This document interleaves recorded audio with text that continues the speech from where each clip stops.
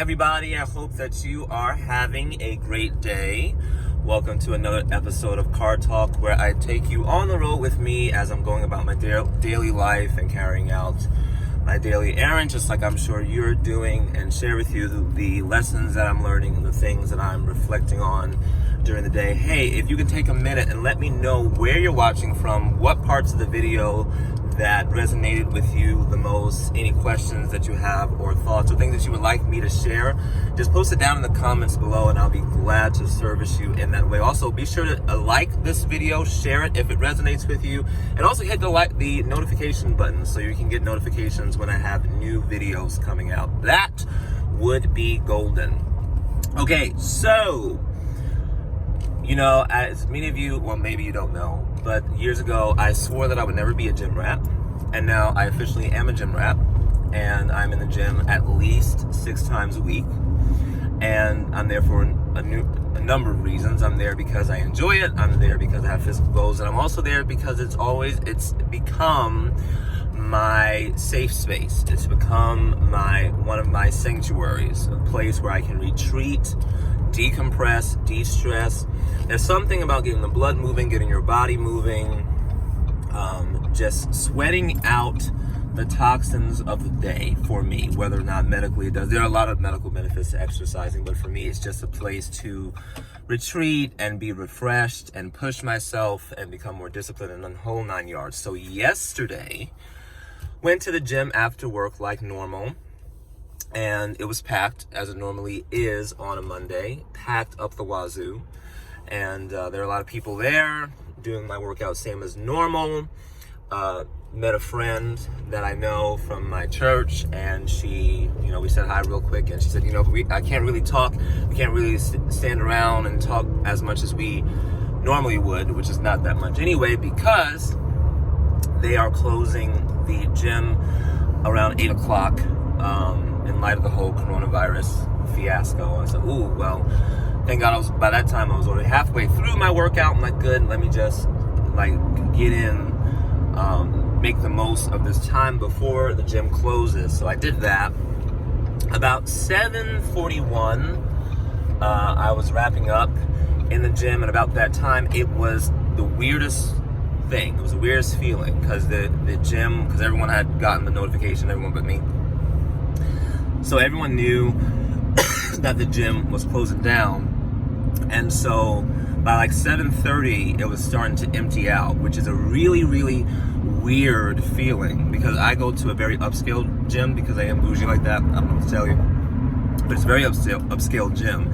And normally 7 o'clock to 7 to 8 o'clock, it's packed as ever in there. So to see it on a Monday, as sparse as it was, and people slowly filtering out and heading to their cars, was really weird. I finished my workout. It was a phenomenal workout, and go down to the locker room to get my stuff and head out, and I started talking with a couple of guys that were in the locker room there, and it was the weirdest thing, because we didn't know what the next day was going to hold as far as things naturally went, because in Oklahoma, things have not been as bad here as it is in other parts of the country thus far. So the gym had been open.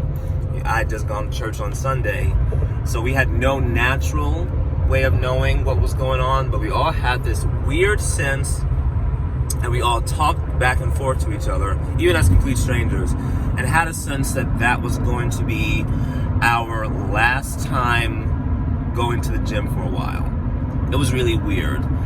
And I walked out of the gym as everything was closing, when it never would close. And looking back, couldn't really articulate what I was sensing in that moment. But looking back, I realized what it was. I knew, even before I knew anything else, before any news had come. Long story short, this morning, of course, we got the notification that our gym here, of course, is going to be closed until further notice, just like everywhere else in the country. But even before that information came, I knew that that was the last time I was going to be in the gym for a while, which in the natural could be a cause of anxiety for me, because that was my de-stressor place, but got on top of that. But I also knew when I exited the gym last night, I knew that my life was going to change forever. My life is changed forever, and my life will never ever be the same as it was before this whole thing started. And that's what I want to share with you today. Whether you like it or not, or admit it or not, this thing is here. It's not here to stay. It is here to leave. It didn't come to stay. It's come to pass. This thing is going to clear. This thing is going to pass. We're going to get through this. We're going to get to the other side of it. But the thing that I want to bring your attention to today is the fact that this event that the whole world is experiencing right now, it's going to change your life one way or another, and it's changing it now. Your life after this coronavirus thing is over, it's not going to be the same life you had before this thing erupted and rocked all of our lives. The thing that I would present to you today, that I'm focusing on today, and that the Holy Spirit is driving home in my heart now, is how is this whole fiasco going to change you? Because it's going to change you one way or another. You're going to be a different person when we get to the other side of this thing than you were before this thing started. How is this thing going to change you? This thing is either going to make you a better person, a stronger person. It's going to cause you to be more, to be stronger spiritually. It's going to cause you to be more grounded in the present moment, in the life that you've got. It's going to cause you to become more appreciative of the relationships that you have in your life, or it's going to cause you to become a person consumed with fear and cynicism and skepticism and negativity. And it's going to shift. Your life is going to shift one way or another as a result of this thing that's happening. This shift is it's happening. It's happening now.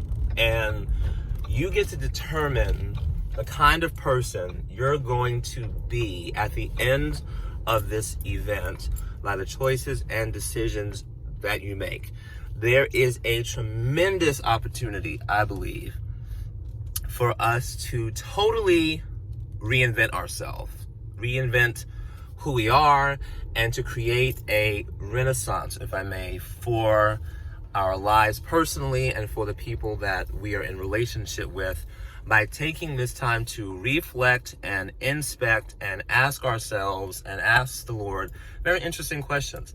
This event presents us with so many cool opportunities, and one of the opportunities it's presenting to us is the opportunity to be still. I am from New York, and so as a New Yorker, I love to be on the go. I love to be moving. I love to be doing something.